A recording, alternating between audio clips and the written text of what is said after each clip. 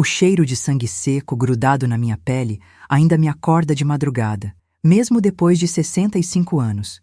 Esse odor maldito que parece ter se misturado com a minha alma, que nem banho santo consegue tirar.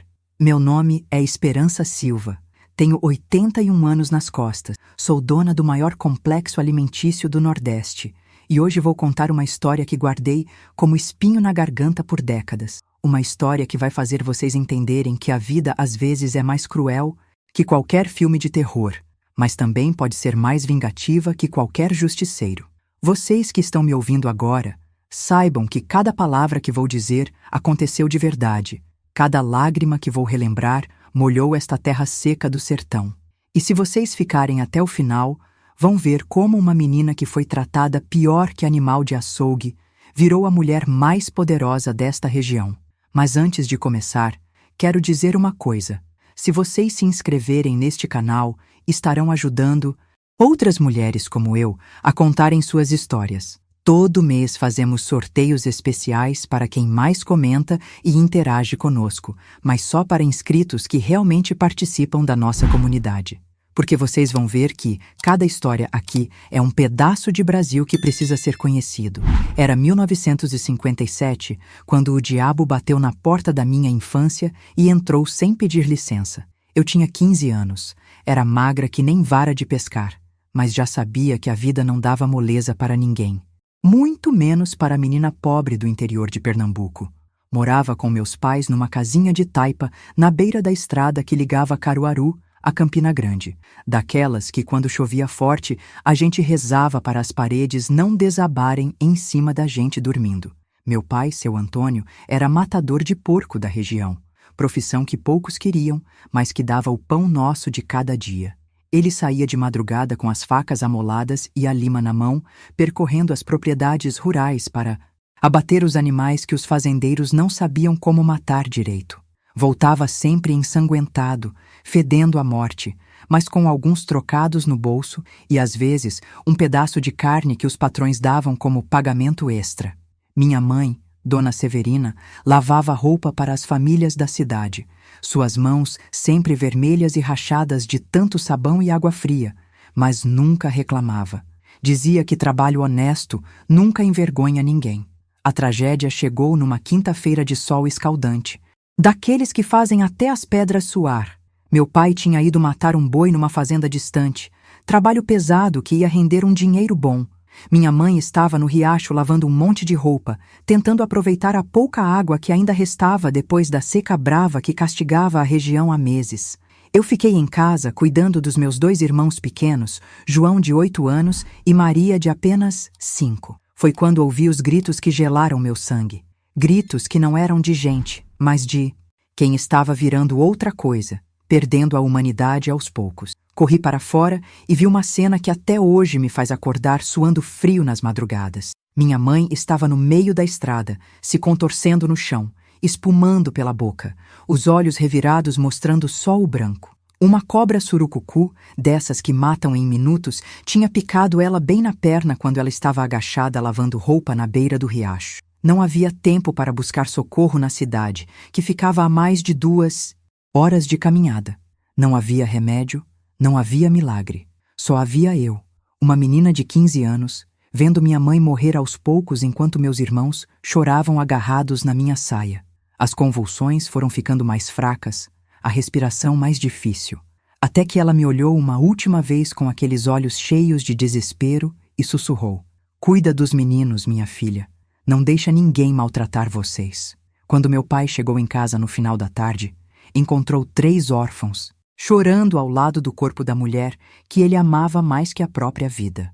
O homem, que sempre foi forte como touro, desabou ali mesmo, chorou que nem criança, abraçou o corpo da minha mãe e gritou para o céu como se estivesse brigando com Deus. Naquela noite, enterramos Dona Severina no cemitério da cidade, numa cova simples, sem flores, só com a terra seca do sertão cobrindo o caixão de madeira tosca que meu pai mesmo fez com as próprias mãos. Nos meses que se seguiram, meu pai mudou completamente. O homem trabalhador e carinhoso se transformou numa sombra amargurada que só sabia beber cachaça e lamentar a vida. parou de trabalhar, parou de cuidar da gente, parou de ser pai. A dor da perda tinha comido ele por dentro que nem cupim come madeira velha. Eu, com meus 15 anos, virei mãe dos meus irmãos, pai de mim mesma, chefe de uma família que se desfazia como castelo de areia. A fome chegou devagar, mas chegou. Primeiro foram os pedaços de carne que meu pai não trazia mais. Depois foi o feijão que acabou na lata. Por último, foi a farinha que sumiu do saco. Em pouco tempo, estávamos comendo macaxeira crua que eu catava nos roçados abandonados e frutos do mandacaru quando a sorte ajudava. Meus irmãos emagreceram tanto que pareciam fantasmas de gente, os olhos fundos, a barriga inchada de vermes e desnutrição. Foi quando apareceu na nossa porta o homem que mudaria minha vida para sempre, mas não do jeito que uma menina sonha. Josias Ferreira, 42 anos, dono de um matadouro na cidade vizinha, viúvo há 3 anos, com fama de homem sério e trabalhador. Ele tinha conhecido meu pai nos tempos em que os dois trabalhavam juntos, no abate de animais, e agora vinha com uma proposta que parecia salvação, mas que era na verdade uma entrada para o inferno. Seu Antônio, ele disse, tirando o chapéu de couro e se abanando com ele. Vim aqui porque soube da situação de vocês. Sei que tá difícil para criar esses meninos, sozinho. E eu tô precisando de alguém para cuidar da minha casa, fazer comida, organizar as coisas. A Esperança já é uma moça, pode trabalhar direito. Se o senhor quiser, posso levar ela para morar comigo. Dou casa, comida, roupa limpa e ainda pago um dinheirinho todo mês para ajudar o senhor com os outros 2. Meu pai, que há meses não conseguia nem levantar a cabeça de tanta vergonha e tristeza, viu naquela proposta uma luz no fim do túnel. Não era maldade da parte dele, era desespero mesmo. Homem sozinho criando 3 filhos, sem trabalho, sem dinheiro, sem esperança. Para ele, eu estaria numa casa boa, com comida garantida, aprendendo o ofício de dona de casa. Para mim, que ainda era criança por dentro, parecia uma aventura, uma chance de ajudar minha família a não morrer de fome. É uma boa oportunidade, minha filha, meu pai disse, me olhando com aqueles olhos cansados que pareciam pedir desculpa por não conseguir cuidar de mim. O seu Josias é homem. Direito, vai te tratar bem, e assim vocês não vão passar fome. No dia seguinte, arrumei minhas poucas coisas numa trouxa de pano. 2 saias, 3 blusas, a calcinha que minha mãe tinha costurado para mim antes de morrer e o terço que ela sempre carregava no pescoço. Me despedi dos meus irmãos com o coração partido, prometendo que ia mandar dinheiro para eles comerem direito. João, que já entendia um pouco das coisas, chorou agarrado em mim. Maria, coitadinha, só perguntava quando eu ia voltar. Josias me levou na sua charrete velha pelas estradas de terra, conversando sobre como seria minha nova vida. Parecia homem educado, falava baixo, não disse nada indecente. A casa dele ficava nos fundos do matadouro, numa rua de chão batido, onde o cheiro de sangue e vísceras estava sempre no ar. Era uma casa boa para os padrões da época. 3 quartos, sala, cozinha, banheiro com fossa nos fundos e até energia elétrica algumas horas por dia. Seu quarto é este aqui, ele disse-me mostrando um cantinho pequeno nos fundos da casa, com uma cama de solteiro, um espelho rachado e uma janelinha que dava para o quintal. Você vai cuidar da limpeza, fazer a comida, lavar minha roupa. Em troca, tem casa, comida e 10 cruzeiros por mês para mandar para seu pai. Nos primeiros dias, tudo parecia normal. Eu levantava cedo, varria a casa, fazia café, preparava o almoço, lavava roupa no tanque do quintal. Josias saía cedinho para trabalhar no matadouro e só voltava no final da tarde, cansado e sujo de sangue. Jantávamos sem conversar muito. Ele me tratava com respeito, como o patrão trata empregada direita. Mas eu devia ter prestado atenção nos sinais que começaram a aparecer logo na primeira semana. Os sinais começaram sutis, como cobra que se aproxima devagar antes do bote. Josias passou a demorar mais tempo no banho quando chegava do trabalho, e eu notava que ele deixava a porta do banheiro entreaberta quando sabia que eu estava passando pelo corredor. Começou a fazer comentários sobre como eu estava se desenvolvendo bem e como estava ficando moça bonita. Dizia essas coisas olhando para o meu corpo de um jeito que me fazia querer me esconder debaixo da terra. Uma noite, ele apareceu na cozinha quando eu estava lavando a louça do jantar, chegou por trás e pôs a mão no meu ombro. Esperança, você sabe que está crescendo, né? Já não é mais criança. A voz dele estava diferente, mais rouca, e eu senti um cheiro forte de cachaça no hálito. Um dia desses, você vai virar mulher de verdade, e eu posso te ensinar como é que é. Quando tentei me afastar, ele segurou meu braço com força. Não precisa ter medo de mim, menina. Sou seu protetor agora. Naquela noite, tranquei minha porta com uma cadeira e fiquei acordada até amanhecer, ouvindo os passos dele no corredor, parando em frente do meu quarto, testando a maçaneta. Meu coração batia tão forte que achei que ia acordar a vizinhança toda.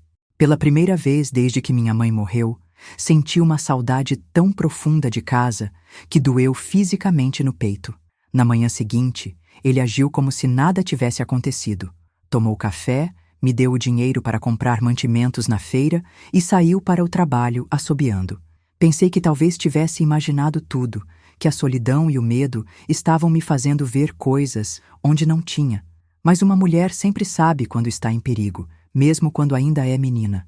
É um instinto que nasce com a gente, que nos avisa quando o lobo está se aproximando do galinheiro. As semanas foram passando e os avanços dele foram ficando mais ousados. Começou a esbarrar em mim na cozinha quando o espaço era pequeno, passando a mão na minha cintura quando eu estava no fogão. Entrava no meu quarto sem bater na porta, sempre com alguma desculpa. Vim ver se você não está precisando de nada, ou queria falar sobre o trabalho de amanhã. Ficava ali parado, me olhando de um jeito que me deixava com nojo, falando sobre como eu estava se tornando uma moça interessante. O pior eram as noites. Ele começou a beber mais cachaça depois do jantar, e quanto mais bebia, mais se soltava. Falava sobre como era difícil ser homem sozinho, como sentia falta de carinho feminino, como eu podia ajudar ele a se sentir menos solitário. Uma vez chegou a dizer que eu devia ser grata pela oportunidade que ele tinha me dado, que meninas como eu normalmente não tinham tanta sorte na vida. Você sabe que seu pai não pode te sustentar, né, Esperança? Ele dizia, a voz pastosa de tanto álcool. Se não fosse eu, você estaria passando fome igual seus irmãos. O mínimo que podia fazer era ser mais carinhosa comigo, mostrar que reconhece o favor que estou fazendo. Tentei escrever uma carta para meu pai contando o que estava acontecendo, mas como mandaria? Josias controlava cada centavo que entrava e saía da casa, cada passo que eu dava. Além disso, que homem do sertão, daquela época, ia acreditar na palavra de uma menina contra a de um comerciante respeitado? Principalmente quando essa menina dependia dele para sobreviver?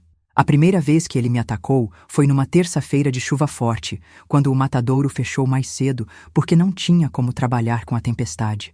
Eu estava no quintal tentando recolher a roupa do varal antes que molhasse tudo, quando senti as mãos dele me agarrando por trás. Chegou a hora de você me agradecer direito por tudo que faço por você, ele sussurrou no meu ouvido, o bafo de cachaça me dando náusea. Tentei gritar, mas ele tapou minha boca com a mão suja de sangue que ainda cheirava ao trabalho do matadouro. Me arrastou para dentro de casa enquanto eu esperneava e tentava morder os dedos dele. Quieta, menina! Isso é natural, é assim que as coisas funcionam. Você mora na minha casa, come da minha comida, então tem que me dar algo em troca. Me jogou no sofá da sala com tanta força que batia a cabeça na parede e via estrelas. A dor era tanta que por um momento pensei que tinha desmaiado. Quando voltei a ter consciência do que estava acontecendo, ele já estava em cima de mim, puxando minha saia, rasgando minha blusa. Se você gritar, vai ser pior para você. E para seus irmãos também. Lembra que dependo de mim para mandar dinheiro para eles? O que aconteceu depois, minha gente, foi uma violência que nem nos meus piores pesadelos eu tinha imaginado. A dor física era terrível. Mas a dor na alma era ainda pior. Sentia como se estivesse sendo despedaçada por dentro, como se cada pedacinho de inocência que ainda restava em mim estivesse sendo arrancado à força. Sangrei tanto que pensei que ia morrer ali mesmo, naquele sofá velho que cheirava a mofo e desespero.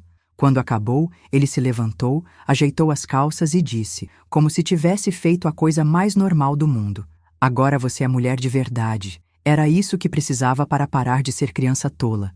Amanhã você vai entender que foi bom para você. Saiu para o quintal acender um cigarro, me deixando ali jogada, sangrando, chorando baixinho para ninguém ouvir. Naquela noite, não consegui levantar da cama. A dor entre as pernas era tão forte que mal conseguia andar até o banheiro. Olhei para mim no espelho rachado e não reconheci a pessoa que estava ali. Meus olhos estavam vermelhos de tanto chorar. Meu rosto estava inchado onde ele tinha me batido. Meu corpo todo doía, como se tivesse sido atropelada por um carro de boi. Mas o pior de tudo era saber que aquilo não ia ser a última vez. A maneira como ele me olhou no café da manhã seguinte, com aquele sorriso de proprietário, me disse tudo o que eu precisava saber. Eu tinha virado propriedade dele, objeto para ser usado quando ele quisesse. E o mais terrível é que ele estava certo sobre uma coisa. Eu não tinha para onde ir, não tinha como fugir, não tinha ninguém para me proteger. Nos dias que se seguiram, virou rotina. Toda vez que ele chegava bêbado do trabalho, eu sabia o que ia acontecer. Ele me chamava para a sala ou me buscava no meu quarto, sempre com a mesma ameaça.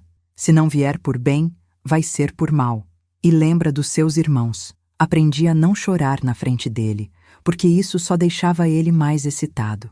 Aprendi a sair do meu corpo durante aqueles momentos, a ir para um lugar na minha mente onde ele não podia me alcançar. Desenvolvi infecções que me faziam arder por dentro, febres que me deixavam delirando durante dias, dores que nunca passavam completamente. Não podia ir ao médico, porque ele controlava tudo. Não podia contar para ninguém, porque quem ia acreditar em mim? E sempre tinha a ameaça sobre meus irmãos, que dependiam do dinheiro que ele mandava para não morrerem de fome. Foi durante uma dessas crises de febre que comecei a prestar atenção no movimento do matadouro. Da janela do meu quarto, podia ver os caminhões chegando com gado, os homens trabalhando no abate, as carcaças sendo divididas e vendidas. Notei que tinha muito desperdício, muita coisa que eles jogavam fora que podia ter valor. Vísceras, sangue, ossos, tudo ia para o lixo ou era vendido quase de graça. Naqueles momentos de dor e humilhação, comecei a sonhar com uma vida diferente. Uma vida onde eu seria a dona do meu próprio destino, onde nenhum homem poderia me tocar sem minha permissão. E foram esses sonhos que me mantiveram viva quando tudo o que eu queria era morrer. Vocês que estão me ouvindo, quantos de vocês já se sentiram presos numa situação que parecia não ter saída? Quantos já tiveram que engolir humilhação para proteger pessoas que amavam? Deixem nos comentários suas experiências, porque sei que não estou sozinha nessa luta. E se vocês ainda não se inscreveram no canal, façam isso agora, porque cada inscrição ajuda outras mulheres a encontrarem força para contar suas histórias também. Mas aguardem, porque o que vocês vão ouvir agora é como uma menina quebrada conseguiu se levantar e construir um império em cima das cinzas da própria dor que passava. Naquela manhã de terça-feira, acordei com uma dor diferente no baixo ventre, uma cólica que não era igual às outras que eu conhecia. Pensei que fosse mais uma infecção, dessas que eu vivia pegando por causa dos maus tratos que sofria. Mas quando fui ao banheiro, vi sangue descendo pelas minhas pernas de um jeito que nunca tinha visto antes. Não era sangue de ferimento, era sangue grosso, escuro, com pedaços de algo que eu não conseguia entender o que era. A dor foi aumentando durante o dia todo. Era como se tivessem 1000 facas cortando por dentro da minha barriga. Josias tinha saído cedo para o trabalho e eu fiquei sozinha em casa, me contorcendo de dor, sem saber o que fazer. Quando ele chegou no final da tarde e me viu deitada na cama, gemendo baixinho, ficou irritado. Que moleza é essa, menina? Levanta daí e vai fazer minha comida. Tentei explicar que estava passando mal, que estava sangrando muito, mas ele não quis ouvir. Frescura de mulher, ele resmungou. Minha defunta esposa também ficava com essas coisas e nunca parou de trabalhar por causa disso. Me obrigou a levantar e ir para a cozinha preparar o jantar, mesmo eu mal conseguindo ficar em pé. Foi quando estava fritando um ovo que a dor ficou insuportável. Senti como se algo estivesse sendo arrancado de dentro de mim com violência. Gritei tão alto que até os vizinhos devem ter ouvido e caí no chão da cozinha, ainda segurando a frigideira quente. O sangue começou a sair em borbotões, molhando tudo ao meu redor. Era tanto sangue que parecia que alguém tinha matado um animal ali dentro. Josias veio correndo quando me ouviu gritar e ficou branco quando viu a cena. Eu estava no chão, meio inconsciente, numa poça de sangue que aumentava a cada segundo. "Que diabo está acontecendo com você?" ele gritou. Mas pela primeira vez desde que eu o conhecia, vi medo nos olhos dele. Medo de que eu morresse ali e ele tivesse que explicar para as autoridades como uma menina de 16 anos tinha morrido na casa dele. Foi aí que apareceu Dona Conceição, a vizinha mais velha, que tinha ouvido meus gritos e veio ver o que estava acontecendo. Ela era parteira da região, conhecia de mulher o que homem nenhum entendia. Deu uma olhada em mim e logo soube o que estava acontecendo. "Essa menina perdeu um bebê", ela disse para Josias, que ficou ainda mais pálido. "E pelo tanto de sangue que está saindo, se não cuidar logo, ela vai morrer também." Bebê? Eu nem sabia que estava esperando criança. Com toda a violência que sofria, com todas as infecções e dores, nunca passou pela minha cabeça que pudesse estar grávida. Mas Dona Conceição explicou que era comum acontecer, principalmente quando a menina era muito nova e o corpo não estava preparado para aguentar. "Esse sangramento não é normal", ela disse, preparando panos e água quente. "Alguma coisa ficou para dentro e está causando infecção. Se não limpar tudo, ela não passa desta noite." As horas que se seguiram foram um borrão de dor, sangue e delírio. Dona Conceição fez o que podia com os conhecimentos que tinha, mas não era médica formada. Josias andava de um lado para outro da casa como bicho enjaulado, bebendo cachaça direto da garrafa e xingando a sorte dele. "Logo tinha que acontecer uma coisa dessas", ele reclamava. "Se ela morrer aqui, vão me culpar. Por 3 dias, fiquei entre a vida e a morte. Tinha febre tão alta que falava coisas sem sentido. Via minha mãe sentada na beira da cama me chamando para ir com ela. Dona Conceição não saía do meu lado, trocando panos ensanguentados, me dando chá de ervas, rezando baixinho para todos os santos que conhecia. "Aguenta, menina", ela sussurrava no meu ouvido. "Deus não quer você agora não. Ainda tem muita coisa para fazer neste mundo." Quando a febre finalmente quebrou e eu abri os olhos no 4º dia, a primeira coisa que senti foi um vazio enorme dentro de mim. Não era só o vazio físico de ter perdido o bebê que nem sabia que existia.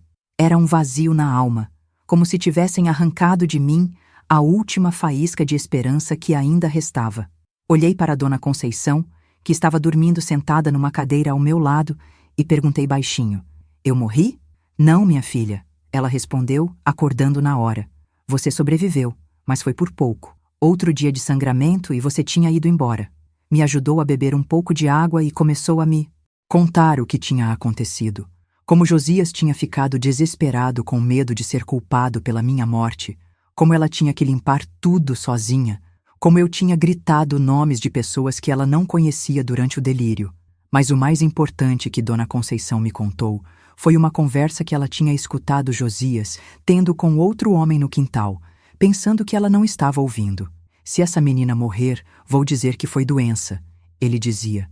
"Ninguém vai poder provar que fiz alguma coisa com ela, e se sobreviver, vou ter que me livrar dela mesmo assim. Não posso correr risco de ela sair por aí contando história." Aquelas palavras me gelaram o sangue mais que qualquer febre. Entendi que, se eu ficasse naquela casa, ia morrer de um jeito ou de outro. Ou ele ia me matar diretamente, ou ia continuar me violentando até meu corpo não aguentar mais. E não ia ter ninguém para me defender, porque no final das contas eu era só uma menina pobre que ninguém ia sentir falta. Foi aí que Dona Conceição me fez uma proposta que mudou minha vida. "Menina, você não pode ficar aqui. Esse homem é perigoso e vai acabar te matando. Tenho uma comadre em Fortaleza que trabalha numa casa de família rica. Posso escrever para ela, ver se consegue um emprego para você lá. É longe, mas pelo menos você vai estar segura." A princípio, fiquei com medo.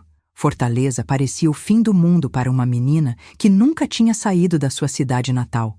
Mas depois pensei nos meus irmãos, que ainda dependiam do dinheiro que Josias mandava para meu pai. Se eu fugisse, eles iam passar fome de novo. Como eu podia escolher entre minha segurança e a vida dos meus irmãos? Dona Conceição, que era mais sábia que qualquer livro que já li na vida, me disse uma coisa que nunca esqueci. "Minha filha, você não pode salvar ninguém se não se salvar primeiro. Se você morrer aqui, Seus irmãos vão morrer de fome mesmo, porque não vai ter mais ninguém para se preocupar, ou com eles. Mas se você sobreviver, um dia pode voltar e ajudar eles direito. Passei mais uma semana fingindo que ainda estava muito fraca para trabalhar, ganhando tempo para planejar minha fuga. Josias não desconfiava de nada. Até parecia aliviado de não ter que me tocar enquanto eu estava doente, mas eu via nos olhos dele que estava só esperando eu melhorar para voltar com as violências. Dona Conceição conseguiu resposta da comadre dela em Fortaleza. Dona Lúcia, assim se chamava, trabalhava como governanta na casa dos Alencar, uma família de comerciantes ricos que estava precisando de uma menina jovem para ajudar com os serviços domésticos. Ela disse que se você for trabalhadora e comportada, pode ficar. Dona Conceição me explicou. O salário não é muito, mas dá para se sustentar e ainda sobra um pouquinho. A fuga foi planejada para uma sexta-feira, dia em que Josias costumava beber mais e dormir pesado. Dona Conceição tinha conseguido dinheiro emprestado para minha passagem de ônibus e me deu roupas velhas da filha dela que tinha morrido de febre amarela anos antes. Quando chegar em Fortaleza, procura a Igreja do Rosário e pergunta por Dona Lúcia. Ela vai estar te esperando. Na noite anterior à fuga, mal dormi. Ficava imaginando se estava fazendo a coisa certa, se meus irmãos iam conseguir sobreviver sem o dinheiro que Josias mandava, se eu ia conseguir chegar viva em Fortaleza. Mas toda vez que pensava em desistir, lembrava do sangue no chão da cozinha, da dor insuportável, da ameaça que tinha ouvido. Sabia que se ficasse, ia morrer. E morta, eu não ia poder ajudar ninguém. Na madrugada de sexta-feira, quando ouvi Josias roncando alto no quarto dele, me levantei em silêncio, peguei minha trouxinha de roupas e saí pela porta dos fundos. Dona Conceição estava me esperando na rua, com uma cesta de comida para a viagem e os olhos cheios de lágrimas. Vai com Deus, minha filha, ela sussurrou, me abraçando. Apertado. E quando ficar rica, não esquece de quem te ajudou. Rica? Naquele momento parecia piada. Eu era uma menina magra, doente, sem família, sem dinheiro, fugindo no meio da madrugada para não morrer. Como podia imaginar que um dia ia ser rica? Mas alguma coisa no jeito que Dona Conceição falou fez eu acreditar que talvez, só talvez, existisse esperança para mim em algum lugar. Ônibus velho balançava tanto que eu vomitei 3 vezes, e cada buraco na estrada era uma facada na minha barriga ainda dolorida. Mas por mais sofrida que fosse aquela viagem, eu me sentia livre pela primeira vez em meses. Cada quilômetro que nos afastava daquela cidade maldita era 1 quilômetro a mais entre mim e o inferno que eu tinha deixado para trás. Cheguei em Fortaleza no final da tarde, numa rodoviária que parecia maior que minha cidade inteira.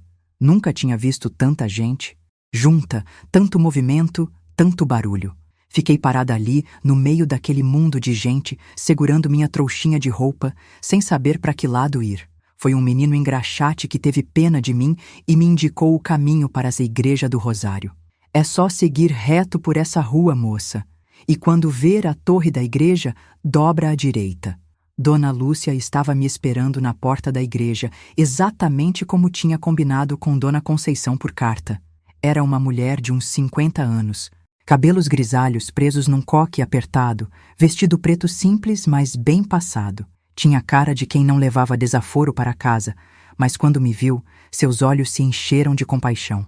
Você deve ser a esperança, ela disse, me olhando de cima a baixo. Menina, você está numa magreza que nem cachorro abandonado. O que fizeram com você? Não contei tudo, claro. Como explicar para uma estranha a violência que tinha sofrido? Disse apenas que tinha perdido os pais e estava procurando trabalho para sobreviver. Dona Lúcia não insistiu nas perguntas, mas pela forma como me olhava, sabia que havia mais história do que eu estava contando. Vamos primeiro te dar uma comida decente, ela disse. Depois conversamos sobre o trabalho. A casa dos Alencar ficava no Meireles, num bairro que eu nem sabia que existia gente tão rica assim no mundo. Era um sobrado enorme com jardim na frente e quintal grande nos fundos, tudo cercado por muros altos com cacos de vidro em cima. Dona Lúcia me levou pela entrada dos fundos e me mostrou meu quarto no andar de baixo, perto da cozinha.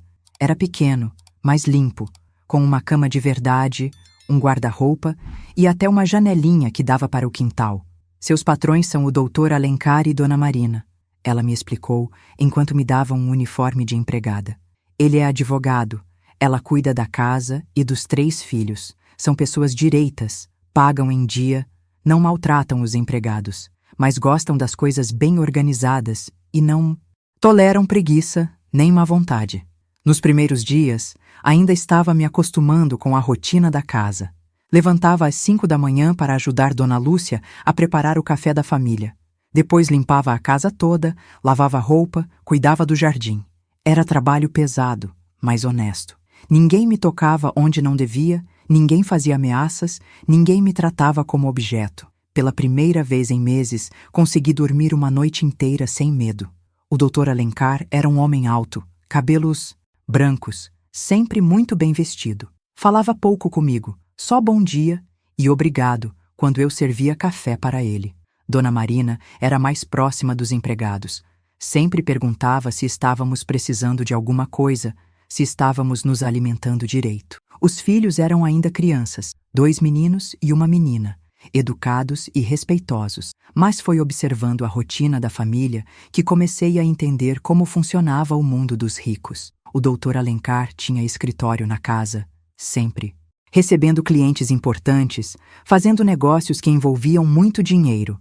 Ouvia as conversas enquanto servia café e limpava a sala, e aprendi sobre contratos, sociedades, investimentos, coisas que na minha cidade ninguém conhecia, mas que aqui eram assunto do dia a dia.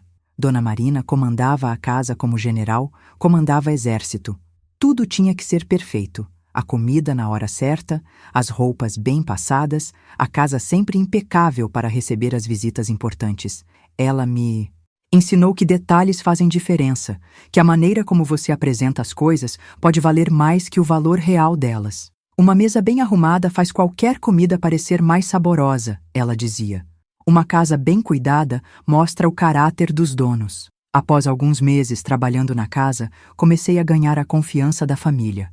Dona Lúcia estava ficando velha e precisando de mais ajuda, então me deram mais responsabilidades. Passei a cuidar das compras da casa, a organizar a despensa, a ajudar no planejamento das refeições. Foi aí que notei quanto desperdício havia até numa casa organizada como aquela. Sobras de comida que eram jogadas fora, pedaços de carne que poderiam ser aproveitados de outras maneiras, ossos que eram descartados, mas que poderiam dar caldo saboroso. Na minha cabeça, que tinha conhecido a fome de perto, aquilo era um pecado. Comecei a experimentar na cozinha durante meus horários livres, criando pratos com as sobras, fazendo caldos com os ossos, aproveitando cada pedacinho que ia para o lixo. Dona Marina notou minha iniciativa e ficou impressionada com os resultados. Esperança, onde você aprendeu a cozinhar assim? Ela perguntou, depois de provar uma sopa que eu tinha feito com ossos de frango e sobras de legumes. Essa comida está melhor que de restaurante caro. Contei para ela sobre meu pai, que trabalhava com abate de animais, e como desde pequena eu observava o aproveitamento da carne. Expliquei que na minha região, desperdiçar comida era coisa que a gente não podia se dar ao luxo. Dona Marina ficou tão interessada que começou a me pedir para ensinar algumas receitas para ela. Foi através da culinária que comecei a entender meu primeiro talento real: transformar coisas rejeitadas em produtos valiosos. As sobras viravam pratos saborosos, os ossos viravam caldos nutritivos, as cascas de frutas viravam doces. Era como se eu tivesse um dom para enxergar valor onde outros só viam descarte.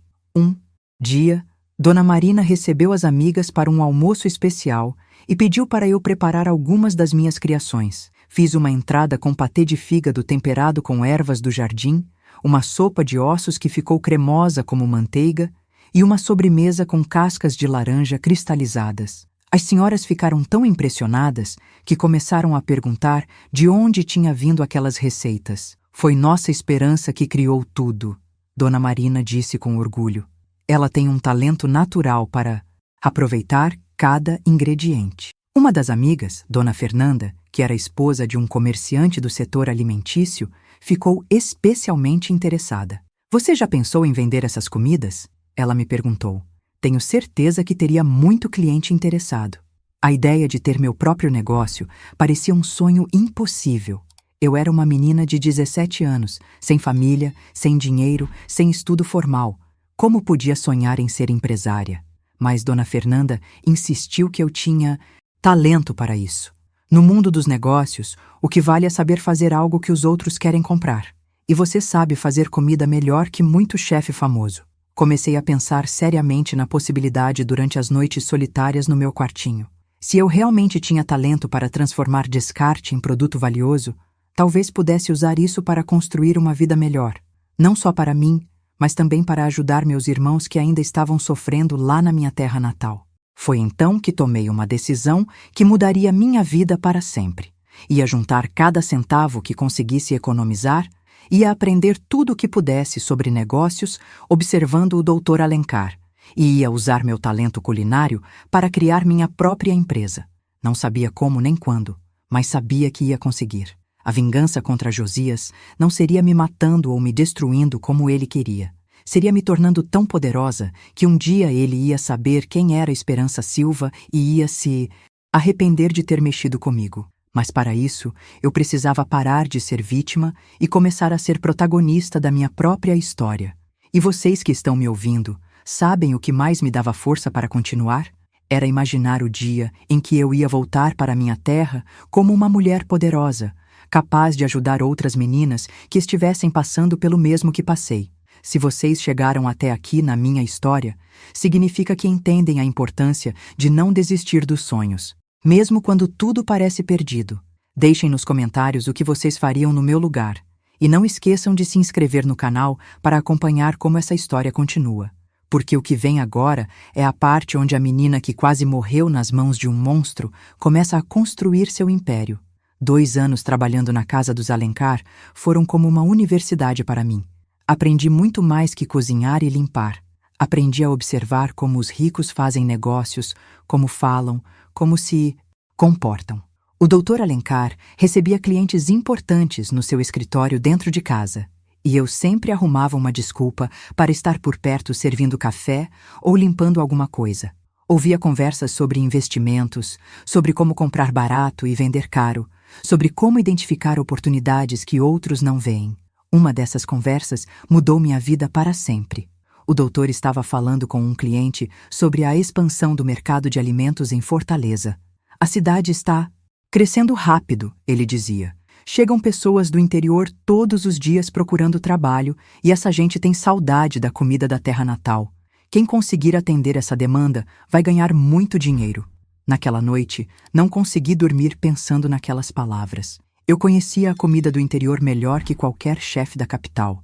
Sabia temperar carne do jeito que o povo do sertão gostava. Sabia fazer linguiça com o sabor que lembrava a casa da mãe. E, principalmente, sabia aproveitar cada pedacinho do animal de uma forma que ninguém mais sabia em Fortaleza. Comecei a fazer experiências no meu tempo livre, criando produtos que misturavam o sabor tradicional do interior com a apresentação mais refinada que tinha aprendido na casa dos Alencar. Fazia linguiças temperadas com ervas especiais, charques curados de forma artesanal, patês de fígado que ficavam cremosos como manteiga.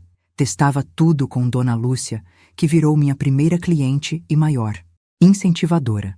Menina, você tem ouro nas mãos, ela dizia depois de provar minhas criações. Essa linguiça está melhor que a do melhor açougue de Fortaleza. Se você conseguisse vender isso, ia fazer sucesso. O problema era que eu não tinha dinheiro para começar um negócio. Meu salário mal dava para me sustentar e ainda mandar uns trocados para meu pai cuidar dos meus irmãos. Mas eu tinha uma vantagem que descobri por acaso. Dona Marina sempre reclamava que não conseguia encontrar fornecedores confiáveis para suas reuniões sociais. Esses açougues da cidade não sabem preparar nada direito, ela reclamava. A carne sempre tem gosto de remédio ou então está mal temperada. Foi quando tive a ideia que mudou tudo. Criei coragem e fui falar com Dona Marina sobre uma proposta de negócio.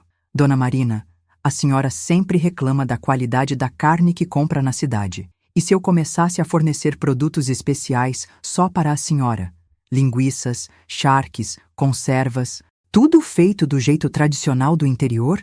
Ela ficou interessada na hora. Você tem condições de fazer isso, Esperança? Com a qualidade daquelas comidas que você preparou para meu almoço? Expliquei que precisaria de um pequeno investimento inicial para comprar ingredientes e equipamentos básicos, mas que podia começar pequeno, fornecendo só para ela e suas amigas. Dona Marina não só topou, como me fez uma proposta melhor ainda. Que tal se eu financiar seu negócio? Você fica com 70% dos lucros e me paga os 30% restantes até quitar o investimento inicial. Depois disso, você fica com tudo. Era melhor do que eu podia sonhar. Uma parceira que acreditava em mim e um mercado garantido para começar. Começamos pequeno, numa salinha dos fundos da casa dos Alencar, que Dona Marina me emprestou como laboratório. Comprei os primeiros quilos de carne direto do matadouro, temperos especiais que mandei buscar na minha região e comecei a produzir pequenas quantidades dos meus produtos. A primeira linguiça que vendi foi para Dona Fernanda, a amiga de Dona Marina, que tinha ficado impressionada com minha comida. Meu Deus, Esperança, ela disse depois de provar. Isso me lembrou da fazenda do meu avô lá no Cariri. Há anos, não como uma linguiça com esse sabor autêntico. Na semana seguinte, ela já estava encomendando 10 quilos para uma festa que ia dar em casa. E pediu para eu levar algumas amostras de outros produtos também. Foi assim que começou a se espalhar o boca a boca. As senhoras da Sociedade de Fortaleza descobriram que havia uma menina que fazia comidas do interior com qualidade excepcional. Em poucos meses, eu tinha uma lista de clientes fixa e estava ganhando mais dinheiro do que jamais imaginei ser possível. Mas o sucesso trouxe também a inveja e a discriminação.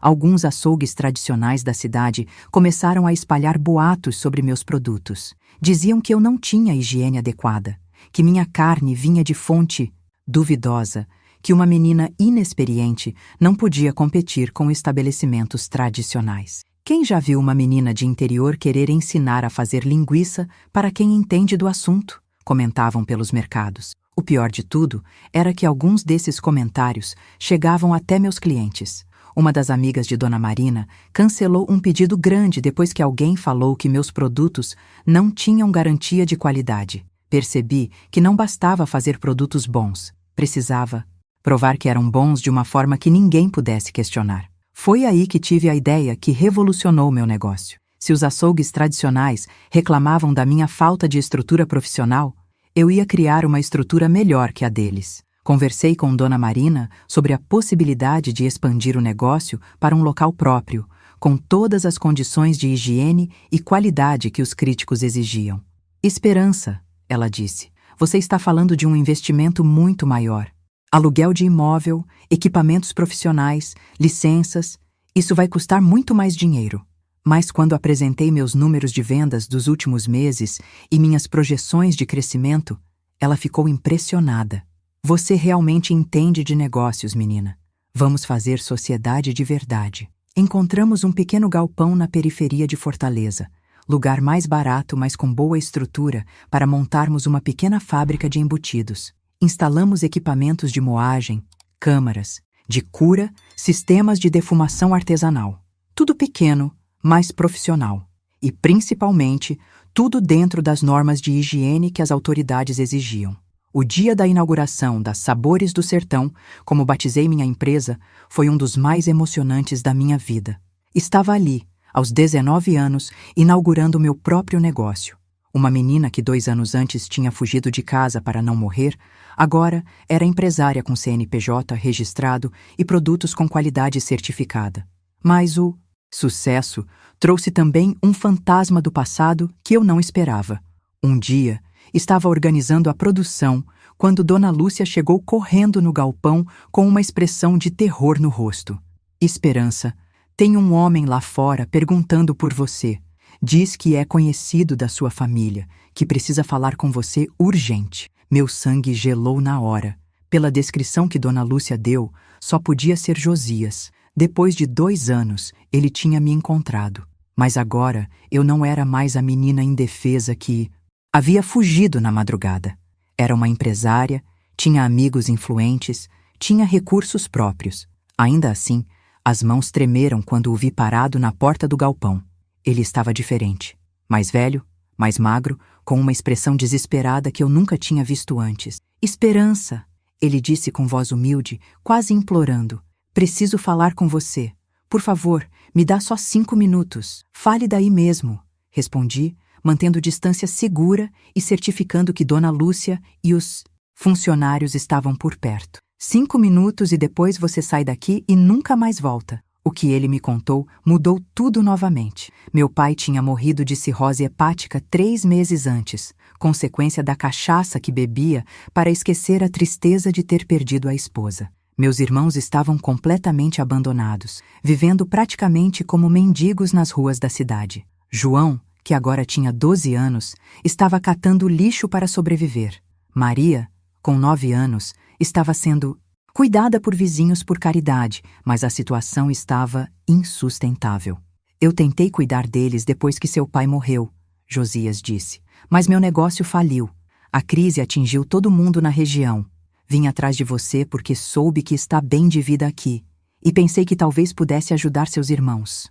A raiva que senti naquele momento foi tão intensa que pensei que ia explodir. Aquele homem que tinha me violentado, que tinha me tratado como objeto, agora vinha pedir minha ajuda? Tinha coragem de aparecer na minha frente depois de tudo que tinha feito? Minha primeira vontade foi mandar ele embora e esquecer que essa conversa tinha acontecido. Mas aí pensei nos meus irmãos. Eles não tinham culpa nenhuma do que esse monstro tinha feito comigo. Eram minha família, meu sangue, as únicas pessoas no mundo que realmente importavam para mim. Como podia abandonar eles por causa da raiva que sentia de Josias? Onde eles estão? Perguntei, tentando controlar a voz. Na nossa cidade. Mas Esperança, a situação está muito ruim. Se você não fizer alguma coisa logo... Não deixei ele terminar a frase. Você vai voltar para lá hoje mesmo e vai dizer para meus irmãos que dentro de uma semana eu vou buscar eles. E se quando eu chegar lá algum dos dois estiver machucado ou maltratado, você vai se arrepender de ter nascido. Josias saiu da minha empresa naquele mesmo dia, e eu comecei a planejar uma viagem que sabia que ia mudar minha vida mais uma vez. Ia voltar para o lugar onde tudo tinha começado, mas agora como uma mulher forte, independente e capaz de proteger quem amava. A viagem de volta para minha terra natal foi uma mistura de ansiedade e determinação que me consumia por dentro. 2 anos haviam se passado desde que fugi naquela madrugada chuvosa, e agora voltava num ônibus confortável, vestindo roupas de qualidade, carregando dinheiro no bolso e documentos da minha empresa. Era uma mulher diferente, mas o coração ainda doía, pensando no que poderia encontrar. Cheguei na cidade numa tarde de terça-feira e mal reconheci o lugar. A seca tinha castigado ainda mais a região. Muitas casas estavam abandonadas, o comércio estava mais fraco. As pessoas que encontrava na rua tinham aquela aparência cansada de quem luta contra um destino que parece não ter solução. Era como se o tempo tivesse parado, mas para pior. A primeira pessoa que procurei foi Dona Conceição, a vizinha que tinha me ajudado a fugir. Encontrei ela ainda mais velha e magra, cuidando de netos órfãos numa casa que parecia estar caindo aos pedaços. Quando me viu na porta, levou uns segundos para me reconhecer. Meu Deus do céu, é você mesmo, Esperança? Ela gritou, me puxando para dentro de casa. Menina, você está uma senhora. Que roupa bonita, que jeito diferente de falar. Contei para ela sobre minha vida em Fortaleza, sobre meu negócio, sobre como tinha conseguido me reerguer. Dona Conceição chorava de alegria, dizendo que sempre soube que eu ia dar certo na vida. Eu vi alguma coisa especial em você, menina. Uma força que nem a desgraça conseguia quebrar. Mas quando perguntei sobre meus irmãos, o rosto dela ficou sério. Ai, minha filha, a situação deles está triste de ver. Depois que seu pai morreu, ficaram completamente largados. O Josias até tentou ajudar no começo, mas o negócio dele foi ladeira abaixo. Agora os meninos vivem praticamente na rua, catando o que podem para sobreviver. Me levou até o lugar onde eles estavam morando, se é que se podia chamar aquilo de moradia. Era um barraco de lata e madeira nos fundos do cemitério, sem energia elétrica, sem água encanada, sem nada que parecesse digno para seres humanos. Quando vi meus irmãos pela primeira vez em 2 anos, o coração quase parou de bater. João, que agora tinha 12 anos, estava magro como um graveto, sujo de terra da cabeça aos pés, vestindo roupas rasgadas que pareciam não ser lavadas há semanas. Maria, com 9 anos, estava pior ainda. A menina alegre que eu lembrava havia se tornado uma criança triste, de olhar perdido, que mal falava quando eu chegava perto. Esperança? João disse desconfiado, como se não acreditasse que eu fosse real. É você mesmo, mana. Quando confirmei, ele desabou no meu colo chorando, agarrado em mim como se fosse me perder de novo. Eu pensei que você tinha morrido, que nunca mais ia voltar para buscar a gente. Maria demorou mais para se aproximar. Ficou me olhando de longe, como o bicho assustado que tem medo de ser machucado de novo. Quando finalmente consegui pegar ela no colo, senti como estava magra, só pele e osso. Por que você demorou tanto para voltar? Ela perguntou baixinho. Eu pedi todo dia para Deus mandar você buscar a gente. Naquele momento senti uma culpa tão profunda que quase me sufocou. Enquanto eu estava construindo minha vida em Fortaleza, meus irmãos estavam aqui sofrendo, passando fome, abandonados como cachorros, de rua. Como pude deixar isso acontecer? Como pude focar tanto no meu sucesso e esquecer das pessoas que mais amava? Levei os dois para o hotel onde estava hospedada, dei banho neles, comprei roupas novas, comida decente. Enquanto eles comiam como se fosse a primeira refeição em semanas, fui planejando como ia tirar eles dali e levar para Fortaleza comigo. Não ia deixar eles nem mais um dia naquela situação. Mas havia um problema que eu não tinha previsto. Meus irmãos eram menores de idade e oficialmente não tinham responsável legal desde a morte do meu pai. Para levá-los comigo, precisaria de documentação específica, autorização judicial, uma série de burocracias que poderiam demorar meses. E eu não tinha meses. Precisava resolver aquilo rápido. Foi aí que decidi procurar Josias, mesmo sabendo que seria uma das conversas mais difíceis da minha vida. Encontrei ele no que restava do matadouro onde eu tinha trabalhado, tentando manter o negócio funcionando com equipamentos velhos e poucos clientes. Quando me viu entrar, ficou claramente nervoso. Esperança, ele disse, sem conseguir me olhar nos olhos. Não esperava que você viesse tão rápido. Estava diferente do homem que um dia me aterrorizou. Mais velho, mais curvado, com aparência de derrotado. A bebida e os anos tinham cobrado seu preço. Vim buscar meus irmãos, disse direto, sem rodeios. E você vai me ajudar a regularizar a situação deles legalmente. Vai assinar todos os papéis necessários. Vai falar com quem precisa falar. Vai fazer tudo o que for preciso para eu poder levar eles comigo. Ele concordou na hora, até pareceu aliviado. Claro, claro. Sei que você pode cuidar deles melhor que qualquer um. Só me diz o que precisa que eu faço. Havia uma humildade nele que nunca tinha visto antes, como se os anos tivessem quebrado aquele homem arrogante que me violentava. Mas eu não conseguia esquecer. Vendo ele ali na minha frente, submisso e pedindo desculpas, as lembranças da violência que sofri voltaram todas de uma vez. A raiva, o nojo, a vontade de fazer ele pagar por tudo o que me fez. Era uma tentação quase irresistível. Você sabe o que fez comigo, disse, a voz saindo mais baixa e ameaçadora do que eu pretendia. Sabe como me machucou, como me tratou. Agora eu tenho poder para acabar com você, se quiser. Posso denunciar você, posso espalhar sua história pela cidade toda, posso destruir o pouco que sobrou da sua vida. Josias ficou branco, começou a tremer. Esperança, eu sei que fiz coisas terríveis. Não tenho desculpa, não tenho perdão. Se você quiser me destruir, eu entendo. Mereço. Mas olhando para aquele homem quebrado, percebi algo importante. A vingança que eu sempre sonhei não me daria a satisfação que imaginava. Ele já estava destruído pela própria vida, pelas próprias escolhas ruins. Eu não precisava fazer nada para acabar com ele, porque ele mesmo já tinha se acabado. Não vou fazer nada contra você, disse finalmente. Mas não por você, por mim. Porque não quero carregar mais ódio dentro de mim. Já carreguei por tempo demais. Fiz uma pausa e o olhei bem nos olhos. Mas se um dia eu souber que você fez com outra menina o que fez comigo, aí sim você vai ver do que eu sou capaz agora. Os trâmites legais para conseguir a guarda dos meus irmãos levaram 2 semanas. 2 semanas que usei para observar minha cidade natal com olhos de empresária. Via oportunidades em todos os cantos. A região tinha gado de qualidade, mas os produtores vendiam barato por falta de estrutura para processar a carne. Tinha tradição em embutidos artesanais, mas ninguém sabia como comercializar direito. Durante essas 2 semanas, conversei com vários pequenos produtores da região. Ouvi as mesmas reclamações: dificuldade para vender, preços baixos, falta de capital para investir em melhorias. E foi aí que vi a oportunidade que mudaria não só minha vida, mas a vida de toda aquela comunidade. E se eu trouxer meu negócio para cá? Pensei. E se em vez de levar só meus irmãos para Fortaleza, eu trouxer Fortaleza para cá? A ideia era ousada, mas fazia sentido.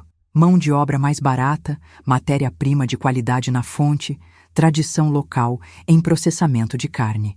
Só precisava de visão e capital para fazer acontecer. Quando finalmente consegui todos os papéis para levar meus irmãos comigo, já tinha tomado uma decisão que surpreendeu até a mim mesma. Não ia apenas salvá-los daquela vida miserável. Ia transformar minha terra natal no centro do meu império alimentício. Na última noite, antes de viajarmos para Fortaleza, sentei com João e Maria na varanda do hotel e expliquei meus planos. Vocês vão estudar, vão ter educação boa, vão virar pessoas importantes, disse para eles. E um dia, quando estiverem prontos, vamos voltar aqui não como fugitivos, mas como donos desta terra. João, que sempre foi o mais esperto, perguntou: Mana, você realmente acha que pode fazer nossa cidade ficar rica? Olhei para aqueles olhos cheios de esperança e respondi com a certeza que só quem já subiu do fundo do poço pode ter. Não vou fazer ela ficar rica, vou fazer ela ficar poderosa. E nós vamos ser os donos dessa poder. Era uma promessa ousada para uma jovem de 19 anos, mas eu já tinha aprendido que sonhos grandes exigem coragem ainda maior. E coragem era algo que a vida já tinha me ensinado a ter de sobra. De volta à Fortaleza, com meus irmãos, minha vida ganhou um propósito ainda maior. Não era mais só sobre meu sucesso pessoal. Era sobre construir um legado que pudesse transformar o destino da minha família e da minha terra natal. Matriculei João e Maria nas melhores escolas que meu dinheiro podia pagar. Contratei professores particulares para compensar os anos perdidos de educação. E dediquei cada momento livre para cuidar deles. Ver meus irmãos se transformando dia após dia era melhor que qualquer lucro do meu negócio. João, que tinha chegado magro e assustado, em poucos meses já estava forte, falando direito, sonhando em ser engenheiro. Maria, que mal falava quando a trouxe, agora ria alto, brincava como criança normal, dizia que queria ser professora para ajudar outras crianças pobres. Era como se estivesse assistindo 2 flores murchas voltarem à vida. Mas cuidar dos meus irmãos e tocar meu negócio ao mesmo tempo era mais difícil do que imaginava. As demandas das Sabores do Sertão estavam crescendo rápido demais para eu conseguir atender sozinha. Precisava de mais funcionários, mais equipamentos, mais espaço e, principalmente, precisava de capital para financiar a expansão que eu sonhava. Foi quando conheci o homem que se tornaria meu sócio e, mais tarde, muito mais que isso, Dr. Luiz Fernando, 32 anos, engenheiro de alimentos formado em São Paulo, que tinha voltado para o Nordeste procurando oportunidades de investimento na área alimentícia. Chegou ao meu galpão através de uma indicação de Dona Marina, interessado em conhecer empresas pequenas com potencial de crescimento. Era diferente de todos os homens que eu conhecia. Elegante sem ser arrogante, inteligente sem ser prepotente. E, principalmente, tratava meu negócio com seriedade profissional, não como brincadeira de menina.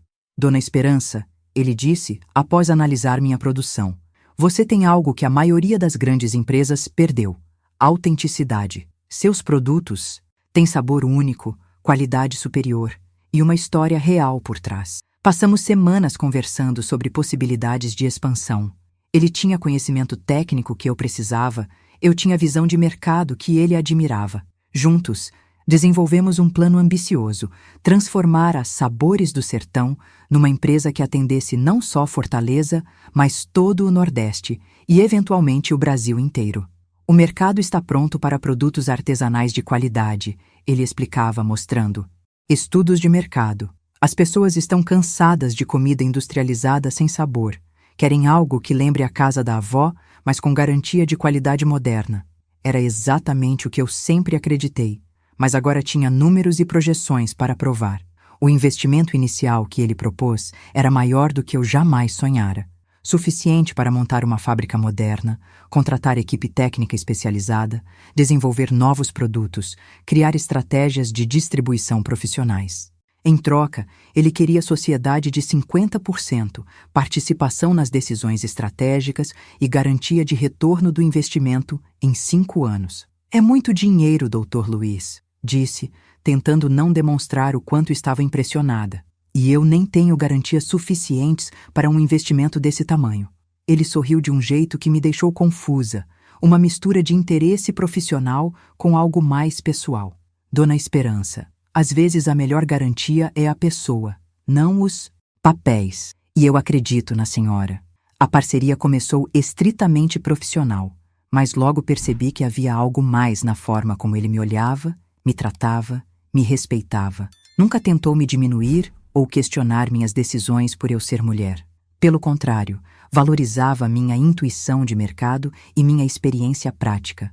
Era a primeira vez que um homem me via como igual, como parceira de verdade. Com o capital de Luiz Fernando, construímos uma fábrica moderna nos arredores de Fortaleza, equipamentos importados, laboratório de controle de qualidade, sistemas automatizados de produção, tudo projetado para manter a qualidade artesanal em escala industrial.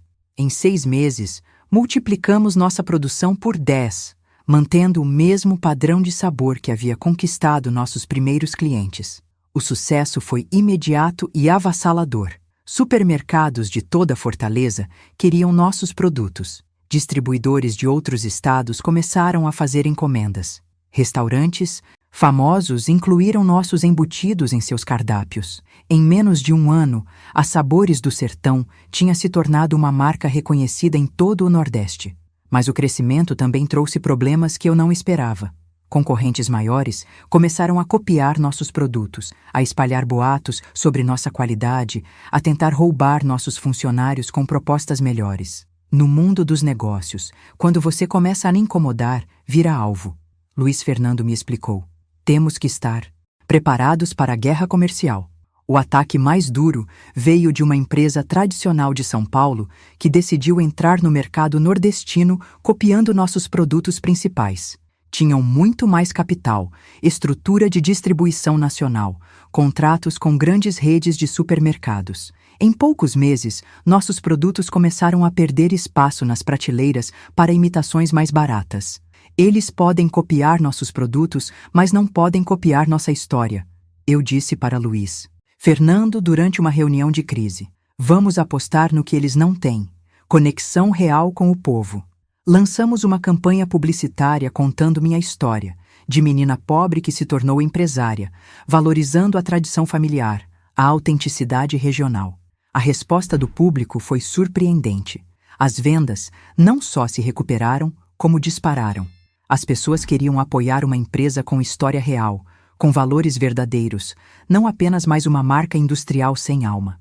Nossos concorrentes, com todo o seu dinheiro e estrutura, não conseguiram competir com algo que dinheiro não compra: credibilidade e identificação emocional. Foi durante essa época de crescimento acelerado que meu relacionamento com Luiz Fernando mudou de profissional para pessoal. Trabalhávamos juntos dias e noites, viajávamos para negociar contratos, comemorávamos vitórias e enfrentávamos crises lado a lado. A admiração mútua foi se transformando em algo mais profundo. Esperança, ele disse. Numa noite depois de fecharmos um contrato importante com uma rede de supermercados de São Paulo, você sabe que meus sentimentos por você vão além dos negócios, né? Estava nervoso, coisa rara nele. Sei que pode parecer complicado misturar sociedade comercial com relacionamento pessoal, mas interrompi ele antes que terminasse. Luiz, eu também sinto algo por você, mas preciso que entenda uma coisa. Nunca mais vou depender de homem nenhum para sobreviver. Se ficarmos juntos, vai ser porque escolhemos estar juntos, não porque preciso de você. Ele sorriu e disse que não esperava menos de mim. Nossa relação foi construída na base do respeito mútuo e da independência individual. Cada um mantinha suas responsabilidades no negócio, suas decisões pessoais, sua autonomia financeira. Era o primeiro relacionamento da minha vida baseado em igualdade de verdade, não em dependência ou dominação. Em 1965, 3 anos depois de chegar em Fortaleza como uma menina fugitiva, casei com Luiz Fernando numa cerimônia simples, mas que representava muito para mim. Não era apenas um casamento, era a prova de que eu tinha conseguido construir uma vida completa. Família, negócio, amor, independência, tudo baseado nas minhas próprias escolhas. Mas ainda havia um sonho que me consumia: voltar para minha terra natal, não como visitante, mas como investidora. Queria construir lá a segunda unidade da nossa empresa, gerar empregos, mudar a realidade daquela região esquecida. Luiz Fernando apoiou a ideia, mesmo sabendo que seria um investimento de alto risco. Se é importante para você, é importante para nós, ele disse. Além disso, faz sentido comercial.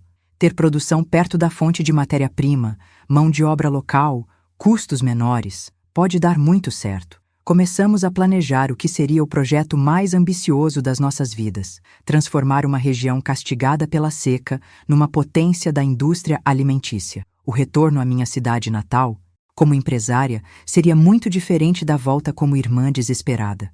Agora eu tinha poder, recursos, influência, mas principalmente tinha um plano para transformar não só minha vida, mas a vida de toda uma comunidade que havia me visto crescer.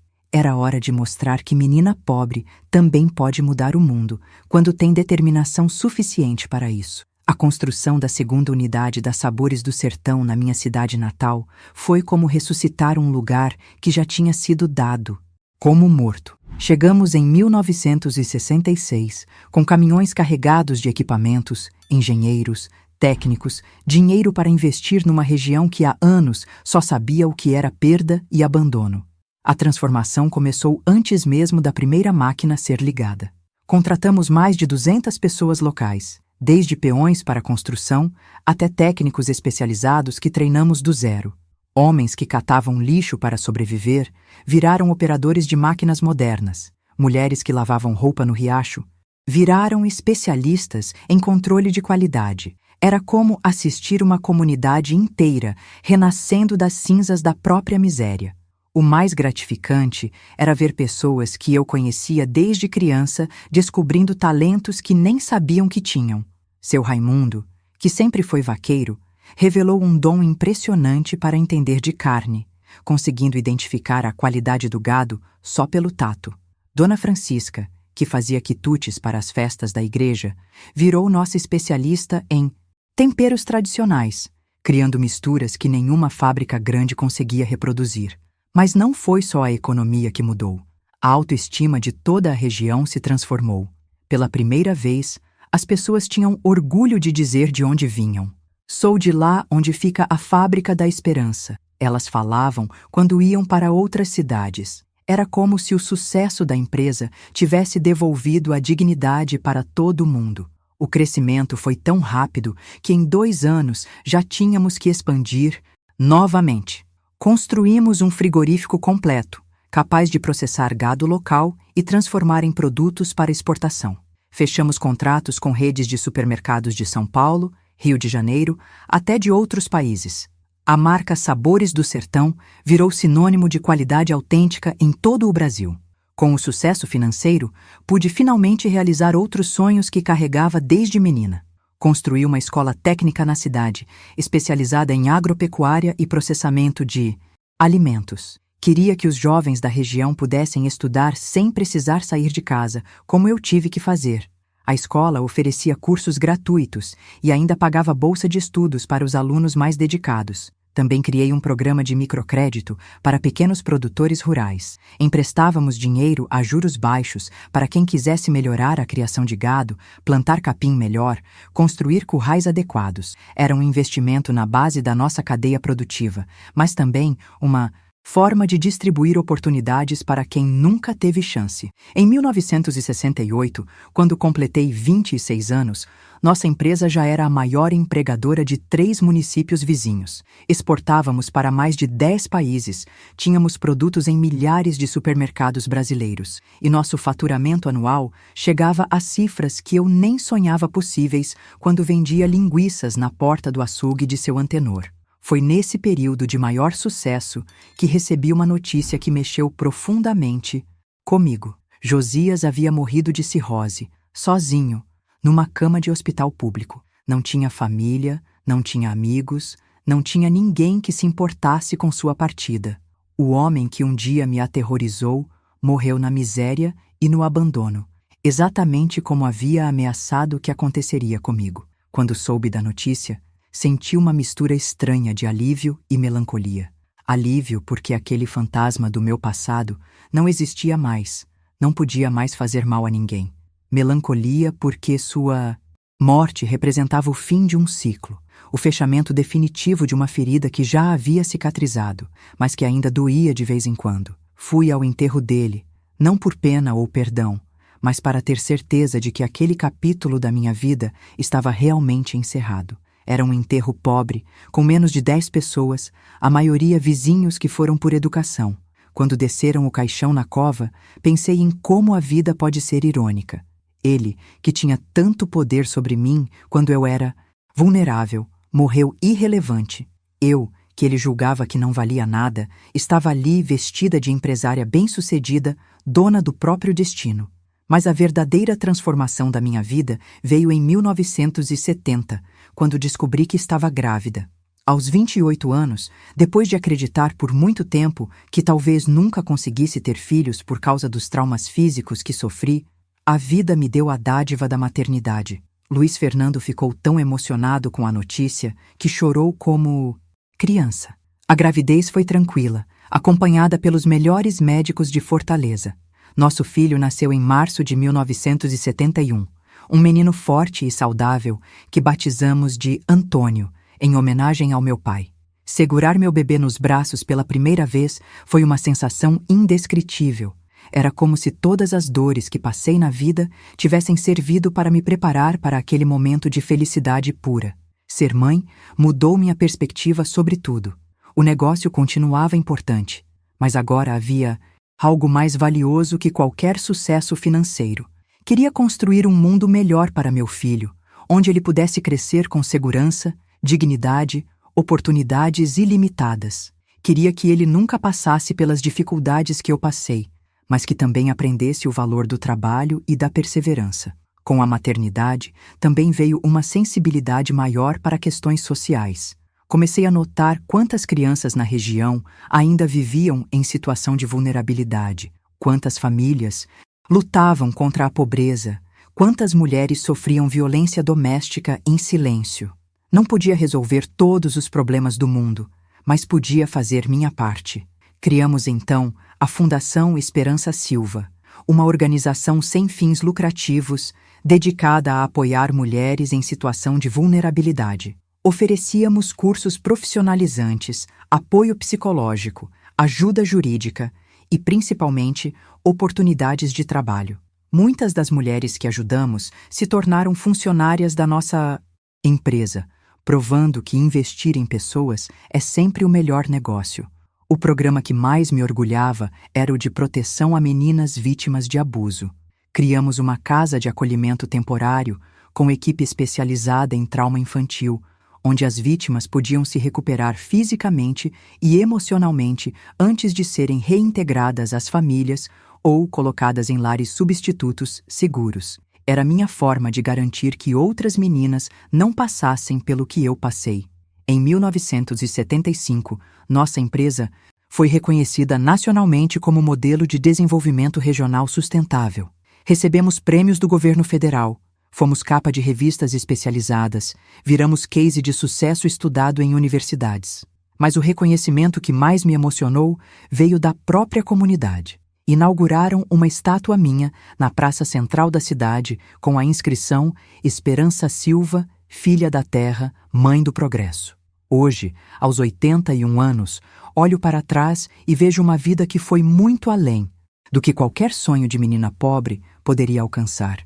Meus irmãos se formaram, constituíram famílias, se tornaram pessoas respeitadas em suas profissões. João virou engenheiro civil e construiu várias obras importantes na região. Maria se tornou pedagoga e dirigiu escolas públicas por décadas, sempre lutando pela educação de qualidade para crianças carentes. Meu filho Antônio assumiu a direção da empresa aos 30 anos e a expandiu para níveis internacionais que nem eu imaginava possíveis. Hoje exportamos para mais de 40 países, temos fábricas em 5 estados brasileiros e empregamos mais de 10.000 pessoas diretamente. Mas o que mais me orgulha não são os números, é saber que construímos tudo isso mantendo nossos valores originais: qualidade, autenticidade, responsabilidade social. A Fundação Esperança Silva já ajudou mais de 5.000 mulheres a reconstruírem suas vidas após situações de violência ou vulnerabilidade.